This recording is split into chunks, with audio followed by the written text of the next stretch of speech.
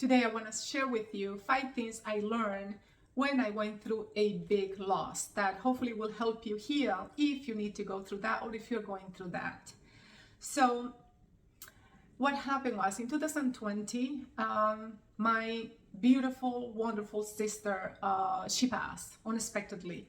She was not sick. She was young, beautiful, full of energy all the time, very fashionable. And you know, she had this wonderful soul. She used to help anyone that come across her at her job, or just if she met someone and he needed a hand, she would just try to help as well. I mean, she was beautiful in and out. And she was my go-to. If I needed someone that I needed to talk to and just a safe space, that was my sister. My sister passed and it was really hard for me.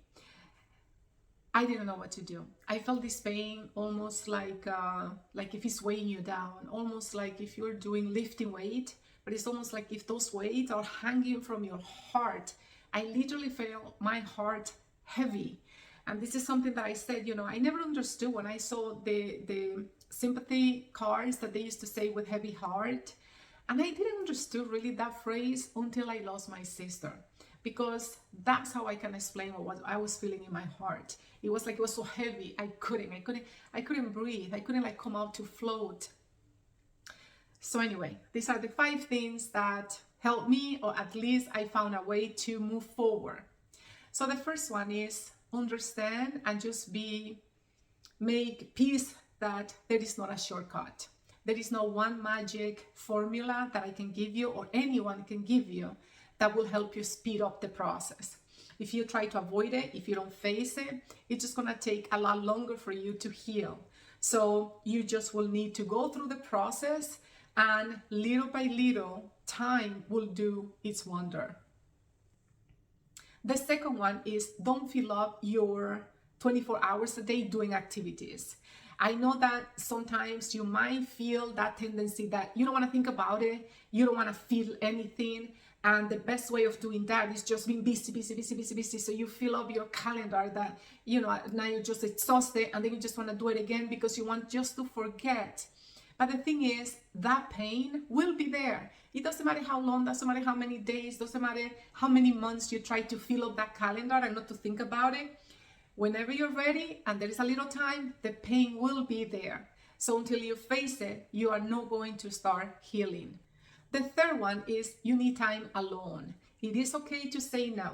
Many friends and family, they will try to invite you to different activities, or, you know, they're going to be concerned about you. So they're going to try, you know, to get you out of your mind and going to, I don't know, the movies or parties, things like that. And the thing is, if you feel like you want to, then go. But if you don't, it's okay to say no. Say no, take your time for yourself and take care of yourself. And whenever you're ready, they're gonna be there, and then you can go out. But don't feel pressure that you need to go when you really don't feel like doing that.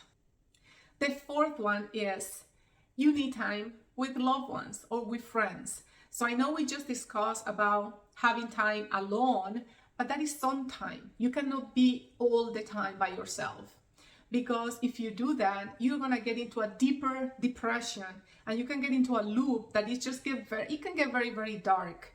So make sure that yes, you can get some time, you know, to be by yourself. Like I remember sometime I used to go to a parking lot. There was a parking lot that I used to drive and just cry there. I will cry there as much tears that will come up. I will be in that empty parking lot because I didn't want to have my family seeing. Everybody was trying to do the best, but I knew they couldn't help. So that time alone will give you that. It's almost like you get exhausted of the crying and the feeling and the pain. But what that does is that little by little, it's actually healing. Every time that you go through that cycle of the crying, the pain, and that deep, like you're just facing it, and your soul is just getting stronger. And then you're gonna notice that little by little, you're gonna go days without crying, and then weeks, and eventually you'll be months. So make sure you have time by yourself, but also make sure that you can balance it and have time with families and friends to do other activities, so you're not always thinking and just surrounded by your own pain. Number 5, And I want to share with you something that my oldest brother, Juan Lopez, told us the day that my sister passed. And it was that every day, everywhere, in all different parts of the world, there are family that are crying because they lost a loved one. And what that does, when you come to that realization, what it does is not that it's comparing your pain with someone else's pain. That's not what it does. But what you will notice is that feeling that you are not alone, and that, you know, the struggle is going to feel terrible. And yes, you will have to go through it, but you're going to feel that you're not alone, that there are other people, many families going through that on the same day, on the same night. Tomorrow, there is always going to be someone going through that pain. And it's just a feeling that you are not alone. And if they made it, you will make it eventually. So will you ever forget your loved one? No. Should you try to hold on to that pain because you think it's the last thing that connects you to that loved one? No. So remember, your loved one wants to see you happy. Just like if it was you that were gone and you saw your loved one suffering, you would like them to move on and be happy.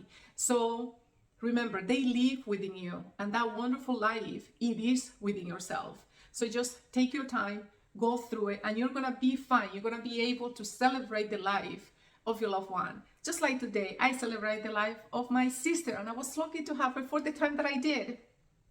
And, you know, of course, I'm gonna miss her because physically I cannot see her, but I know that she's fine wherever she is, and just know that there is hope, and let time do its wonder.